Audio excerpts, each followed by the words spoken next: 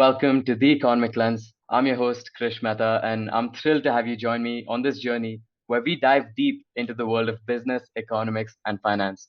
As a high schooler with a passion for understanding what makes businesses tick, we have created this podcast to bring you closer to minds that drive success in today's competitive business landscape. I'm excited to have you all join me here as we kick off our very first episode of our series, Retail and Tech Giants Blueprints for Success. In each episode, we'll be sitting down with some of the most accomplished CEOs, founders, and industry leaders in retail and tech.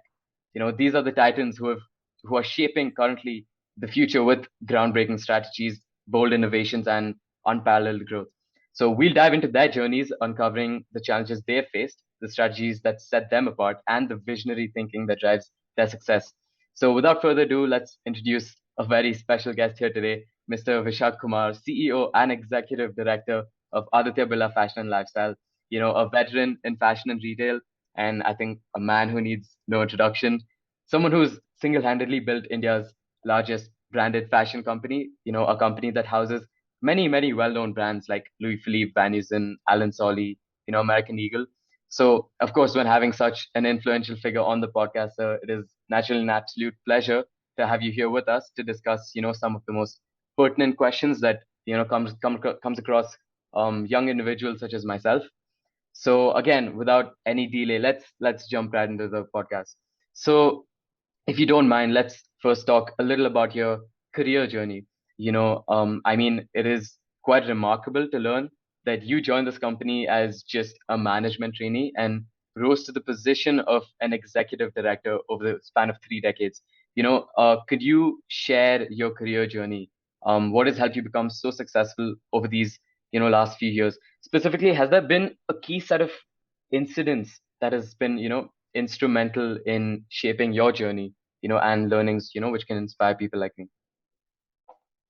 Okay, thank you. Thank you, Krish, for having me. Though I must tell you that I'm one of the many, many, many people who were involved in the making of the business that we have today. Okay, but thanks for your kind words. Yes, I did join the company as a management trainee 29 years back. Yeah, so still 1 year to go before it's 3 decades. Uh, yeah, makes me sound old now. Not at all, not at all. But but it's also clear in my head right from day one when I joined to today. Let me tell you, whatever little I've been able to make for myself is thanks to some amazing people around me.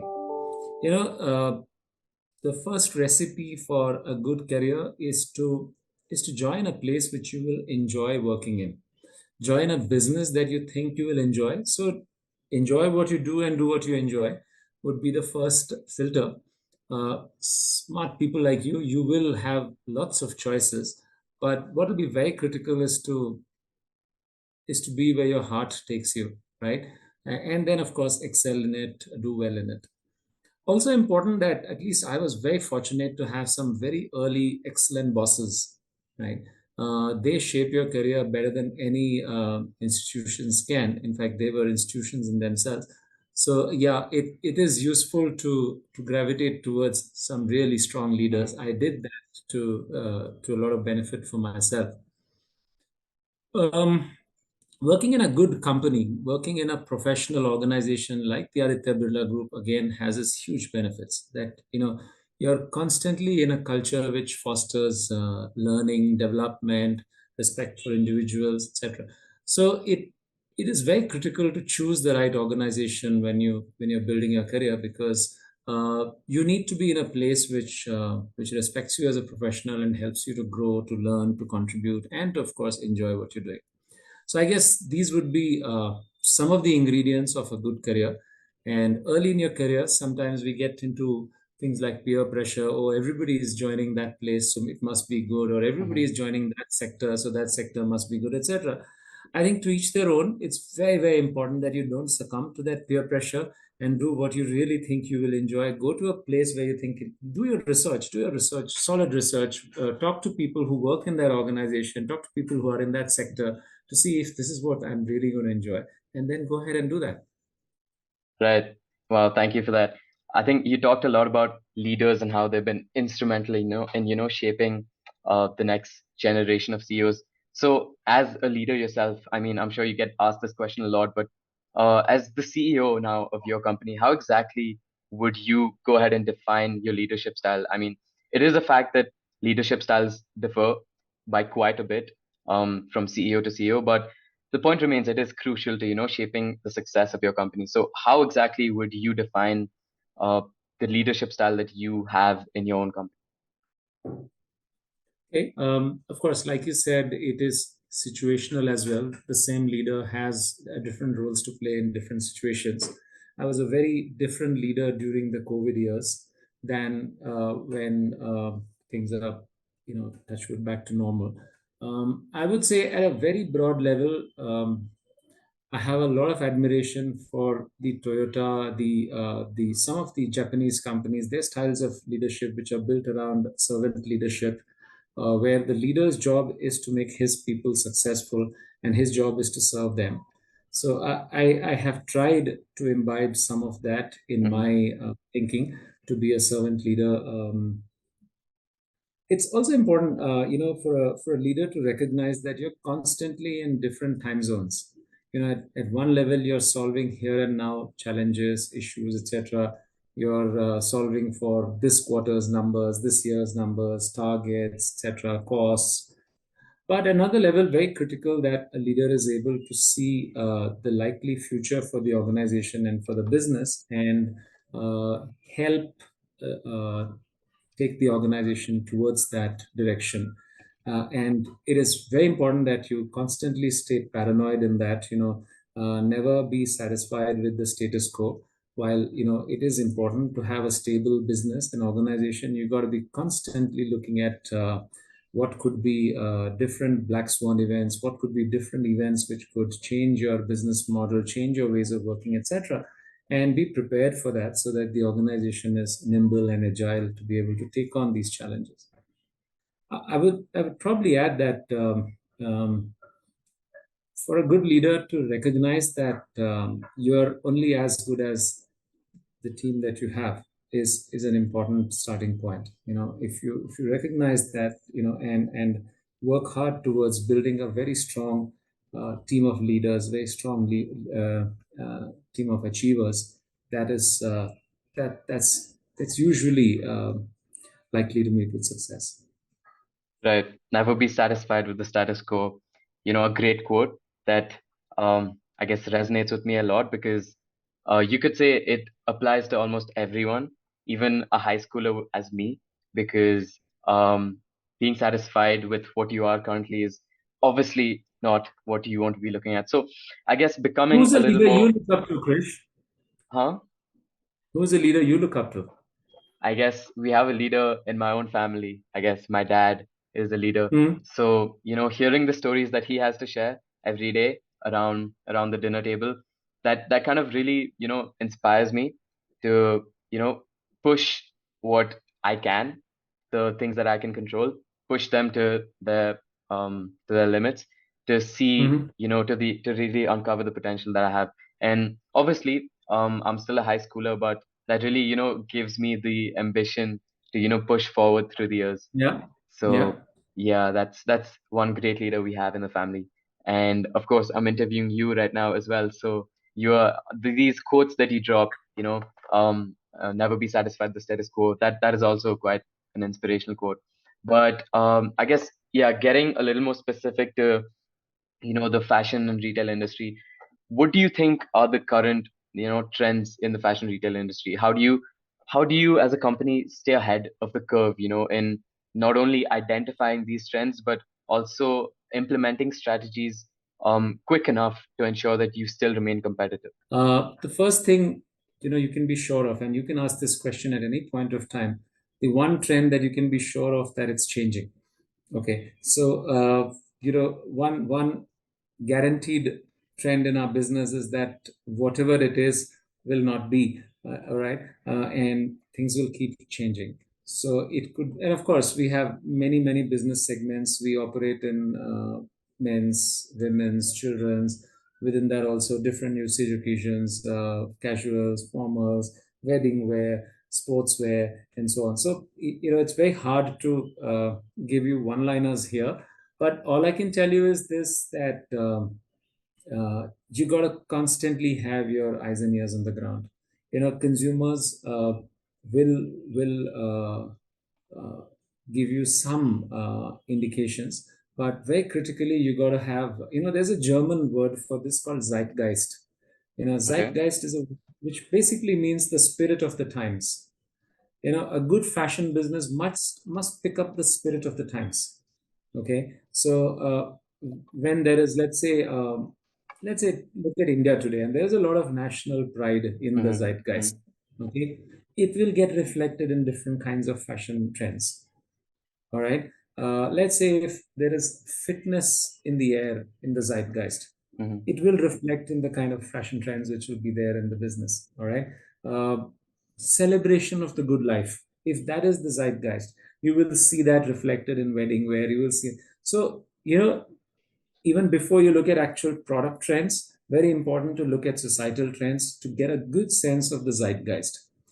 Mm-hmm. The only way you can do that, brands like ours, let's say in a brand like Peter England, we sell from about stores in 900 towns, right? Mm-hmm. So it's also not enough that you have your uh, pulse of a few metros. You have to have the pulse of every town that you're going to be working in. Yeah, right. And picking that up, getting a sense of what is the mood of the society around you is very, very critical. Once you've done that, then you must have an agile, nimble supply chain, which can then very quickly convert these thoughts into design ideas and then into product ideas, and then very quickly go to the market with these products. All right. And fail fast when required. Right. There will Mm-hmm. be some that you will get wrong. Right. You will Mm-hmm. put it up and won't be, it might be ahead of time, behind time, or not relevant. You must. All right. So yeah, and usually the consumer is kind, they will give you enough chances, okay, to get it right. But yeah, you've got to be very, very agile and nimble once you pick Mm-hmm. up a trend. Correct, correct. I guess a fitting quote could be change is the only constant, something that I've heard, right? So At yeah, least I in the guess. fashion business, it's not just philosophical. In the fashion business, it's reality, right? Mm-hmm. You can be assured. I mean, look at movies, James Bond movies of 30 years back, 20 years back, 10 years back, and you will see how fashion has changed. Right, right, right. So I guess another major trend that you could say is, the rise in e-commerce. Over the last few decades, we've all witnessed the, exponential rise in e-commerce. So I was just curious, with something as big as this, how has this rise of e-commerce impacted ABFRL? And furthermore, what are the different strategies that you're implementing to, attract this uh, digitally savvy Gen Z customers? Because they formed this whole different, consumer base that is obviously very important to target. So how exactly have you, structured your policies to, I attract thought these I thought you're Gen Alpha. Gen Gen Z? At least I'm pretty sure I'm Gen Z, if Okay, I'm not wrong. maybe the border of Gen Maybe, Z yeah, and Gen Alpha. Uh, yeah. okay, but yeah, you're right, Krish. I have been asked this question many decades back about how do you deal with Gen Zs? Sorry, how do you deal with millennials? And Hmm. millennials were the next big thing, and there is Gen X, then there is Gen Z, Exactly. and then there is, of course, now Gen Alpha. Look, generational change. I mean, you asked actually two independent questions. Uh, Dealing with different generations is going to be Hmm. a challenge for every organization, right? There are things that they have in common, but there are things where they are unique as well. Their language, grammar, etc., Hmm. does change with every generation. And every generation, of course, likes to believe that they're unique, they're different, and they're totally different from their previous generations. So, yeah, there is that. You also need to have brands which have well-defined roles on who are you addressing and how are you addressing them with your product and communication solutions. Separately, your question around technology, around digital, again, is something which is a reality. I mean, there is digital for commerce and there is digital as an enabler to commerce. And both ways, good organizations must learn to adapt very quickly and to figure the new rules of the game. There was a time when a large part of your advertising would be on conventional mass media. Today, a large part of advertising is digital. Likewise, on commerce, today it's fairly easy to do digital commerce. It also creates very new paradigms for the ways in which you will sell to consumers. From a time when the display in the store was the most important thing, today the picture and the description of the catalog Mm-hmm. is the most important Mm-hmm. thing, right? Mm-hmm. So how well you shoot, how clearly and easily do you describe the product that the consumer is going to buy? Can the consumer see the texture in the product on the shoot? Can they understand how it will be, the size, the fit, the look, all of that? uh, that changes. The way Mm-hmm. you manage the algorithms of different websites so that your brands come ahead, the way you are able to give intelligent solutions to consumers who bought earlier from you, searched earlier from you, etc. All of these are new challenges um, that new technology brings. And I can only say this, that organizations have to constantly keep adapting to serve consumers better through technology and through every other means as well.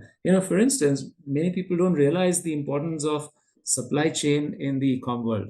Mm-hmm. From a time when big cartons used to go from warehouses to retailers and then to consumers, today single packets go from your location to the consumer's home, right? The entire supply chain has totally changed in how, from large volumes being shipped together to single pieces and two pieces being shipped to consumers, again, is a very, very different supply chain, Mm-hmm. right?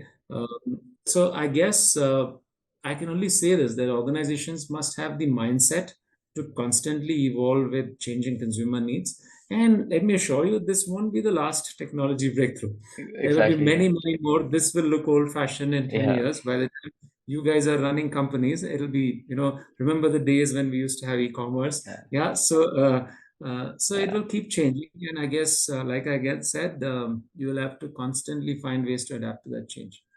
Mm-hmm. Mm-hmm. So you said digital technology as e-commerce and as an enabler to e-commerce. Could you elaborate a little bit more on that? What exactly do you mean by an enabler to e-commerce? Yeah. So at one level, um, you've got to present better, faster solutions to consumers, right? In an infinite choice world. Look at it. When you had a physical store, right? Mm-hmm. Uh, you had a finite capacity of how much merchandise could you show, right? Right. But when you're dealing with a digital world, you can have theoretically infinite choice, Mm-hmm. right? And yet there is only a finite consumer attention span. There is only a finite consumer interest level within which you got to curate offerings and provide it to consumers. Ideally, you want to also make sure that to each consumer you're offering what they want to see. Okay, so a lot of technology is actually behind the scenes to enable this e-commerce, Mm-hmm. right? So likewise on cataloging and the way you do cataloging, so that Mm-hmm. consumers, different consumers, so, you might search for baggy jeans, somebody else might search for carpenter jeans, somebody else might Mm-hmm. search for loose fit jeans. How do you Mm-hmm. make sure that they still get to the actual point that they wanted to get to? Okay, Mm-hmm. in the infinite vocabulary that is now there for Mm-hmm. consumers to search for products. So all of these are part of the enablers that you would need to serve a digital platform. Mm-hmm. Mm-hmm. Well, understood. So now I guess moving on to one of the most probably one of the most debated topics in this generation, sustainability. Sustainability is obviously becoming increasingly important in fashion, and I mean we constantly see this uproar in fast fashion and its dramatic impacts on the environment. So I mean, it could be another question that you get asked a lot, but how exactly does the ABFRL approach move from this, fast fashion to sustainable fashion, and how you managing these other ethical practices while you do your operations? Super. But I do need to sneak in a question here for you. Okay. For you and your friends of your generation, how do you look at brands and how do you evaluate them in terms of how do you get to know what they're doing towards sustainability? I think the primary way we get to do that is we have like these particular brands that we, at least personally, I shop from. And when I'm looking at these brands, obviously, I will be doing a little bit of research as to what ethical practices they're doing. Are they being green?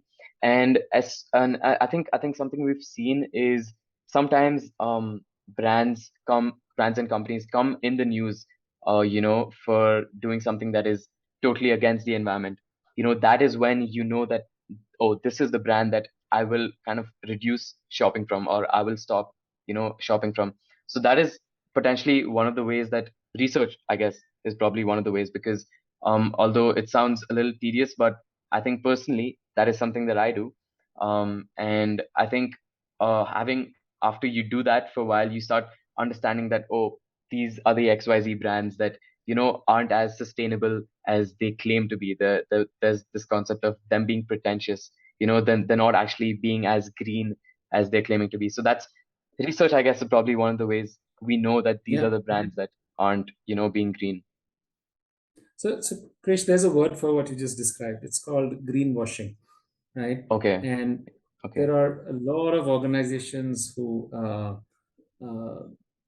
I'm sure with good intent, I don't want to question their intent, but have actually not done enough towards sustainability. Okay. Mm-hmm. These are still early days for a lot of organizations in this journey. I'm so glad that there is a lot of consumer expectation today on Mm-hmm. sustainability. Um, if you look at sustainability and you break it into different components, first is as an organization, do you want to do it or are you just paying lip service to it?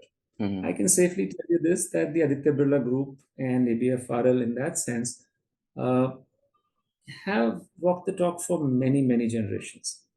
Right. So it is something which is part of the organization's DNA that, look, Mm-hmm. you've got to give to society. You've got to be in harmony with the world around you, right? So Mm-hmm. that's something which makes it a lot easier because when you have an organizational culture which enables that, right, which fosters that, it becomes much easier to to amplify that and do the right things for the world around you. The second is to understand truly, and this is a complex subject. So to understand how different actions that you take impact the world around you is very important. So if you purely look at it from environment perspective itself, uh, look at all the actions that various industries take. First is, let's say, the landfill. Mm-hmm. Okay, if your clothes are not biodegradable, okay, they are going to fill landfills. Okay, now if you had a garment which lasts for 10 washes versus if you have a garment which lasts for 50 washes, which one fills the landfill lesser? Mm-hmm. The latter, right? Right. Okay. So because you will only push it to the landfill much lesser, 1/10 lesser. Exactly. Okay. 1/5 lesser. So it's very important that your clothes are built to last. Now that's something which is part of our organizational DNA. Okay. So for instance, a Louis Philippe shirt Mm-hmm. will last for at least 50 washes and still keep going. Mm-hmm. Right? That's the first step towards giving great value to consumer.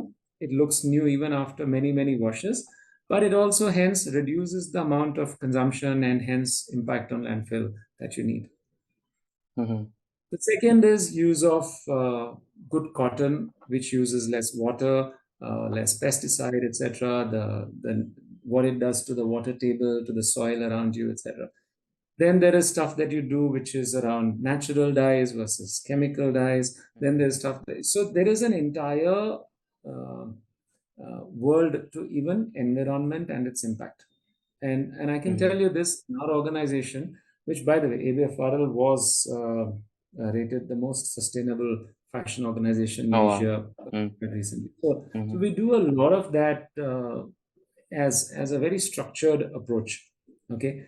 Mm-hmm. Something as simple as, I'm sure when you buy products, in a lot of brands, you will see so many tags hanging on those products, Mm-hmm. right? Right, right, Uh, right, right. we have a principle of one product, one tag. Uh-huh. Right, right. Okay, so you have to, there are brands where we took on the role of plastic mukt Bharat, right? Okay. So we said, let's have no plastic in our packaging. So Mm-hmm. so I think and yet any amount that we do is still, there is still more to be done. Okay, what we hope to do as ABFRL is to become, uh, in some ways, a leader in these practices, with the hope that everybody follows suit quickly, right? There Mm-hmm. are other brands also, of course, which do stuff which is good for the environment, and we have to, uh, we give them credit there. But it's important that we take the lead in more and more such practices, so that we are in some way, earth positive in our Mm-hmm. interaction with earth. So it's a very useful question to ask, Krish, and please do ask this more and more, Right, as right. a generation of every organization. And I think that is what is one of the biggest drivers of change in the world around us. Mm-hmm. So I guess a follow-up to that question would be, I think over the last 3, 4 years, this consumer consciousness has kind of really blown up.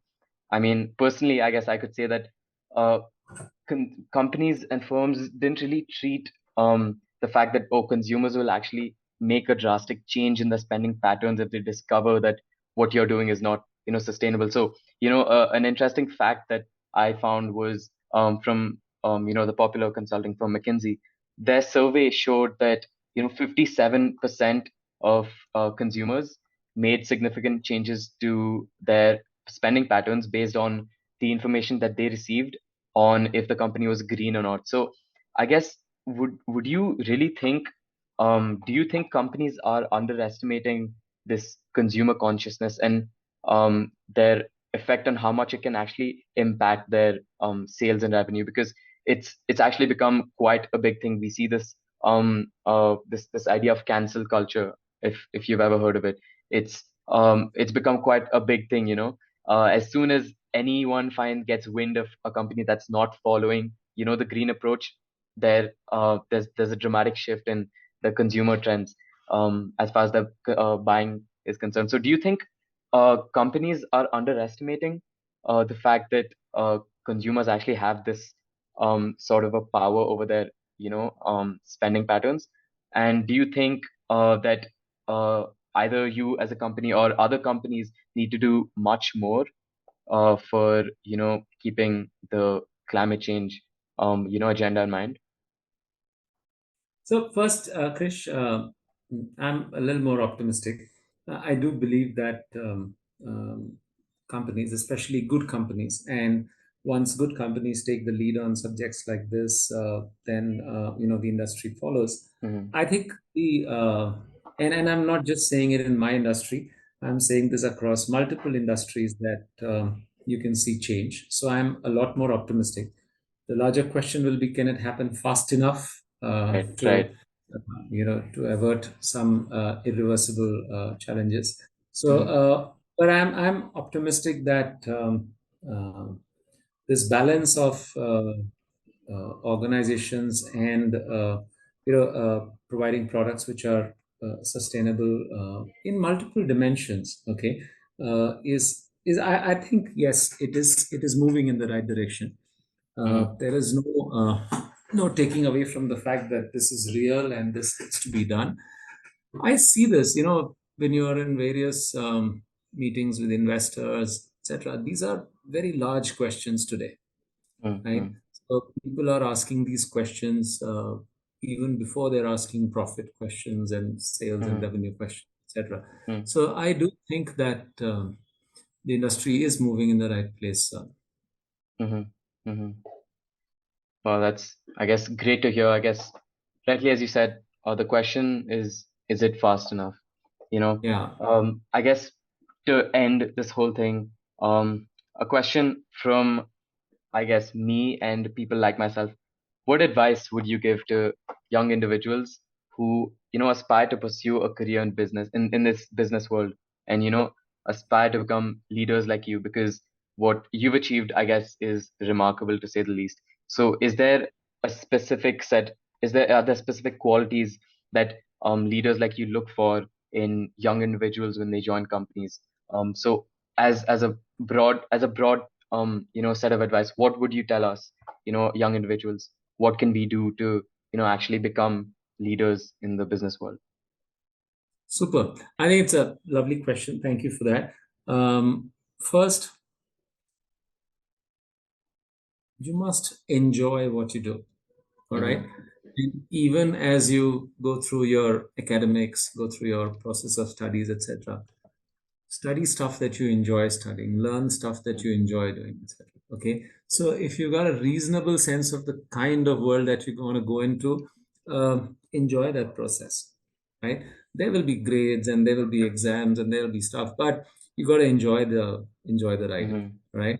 So Mm-hmm. that's first. And on that basis, hence, find your right organization, right industry, right world that you want to live in, so that you can find a job which you enjoy doing, or you run a business, or you become an entrepreneur, a startup, whatever. But do what you enjoy doing. That's number one. Second is value systems, right? You know, right from impeccable integrity to a work ethic which is built around hard work, which is built around fairness, which is built. So Mm-hmm. I think a good work ethic, a good value system grounding also helps. That to remember that there are no shortcuts, right? Mm-hmm. Uh, to do things well, to do things in a structured way without taking shortcuts. That's my second advice. Third, I guess would be that. If you want something badly enough, you can get it if you can work hard enough for it, Mm-hmm. right? So the uh, I hear that Gen Z doesn't like to work hard, uh, Mm-hmm. but I when I see Gen Z, I think they work very hard. It's important that. Your generation also lets people know how once you're focused on something that you do you work really hard at it, and it's important. I think to do something really well, you do need the amount of time and effort and passion that goes into it. So I would say, yeah, so that's my third advice, which is to keep a very strong work ethic built around a lot of hard work. Fourth, I would say, is curiosity. Okay. Okay, continuous curiosity to learn. All right. Mm-hmm. How does this work? How does that business work? How does this mind work? How does this entity work? Constantly have that curiosity on the world around you. Mm-hmm. So it also means that every day you ask yourself, have I learned something meaningful today? Right. Mm-hmm. Uh, and finally, perhaps I would say health and fitness, constantly. And I would say part of health is also your relationships. Mm-hmm. Having a set of healthy relationships, having friends and people around you who you can have meaningful relationships with, very important. And part of that is also health, staying fit, staying Mm-hmm. mentally fit, physically fit, having a good set of people, good minds, good value systems around you. Yeah, and enjoy the ride. Wow. Okay. So I guess, yeah, that brings us to the end of, that wraps up an extremely insightful first episode of the Economic Lens. I want to extend a heartfelt thank you to our incredible guest, Mr. Vishak, for sharing such valuable knowledge and personal experiences. It's, I guess I could say, it's not every day that we get to hear from someone who's navigated the complexities of the business world, with such expertise. So, to all our listeners, thank you for tuning in. I mean, I hope you found today's conversation as enlightening and motivating as I did. And again, Mr. Vishak, thank you I'm very grateful for your time and, for generously sharing your perspective with us. Thank you, and we'll see you in the next episode of The Economic Lens.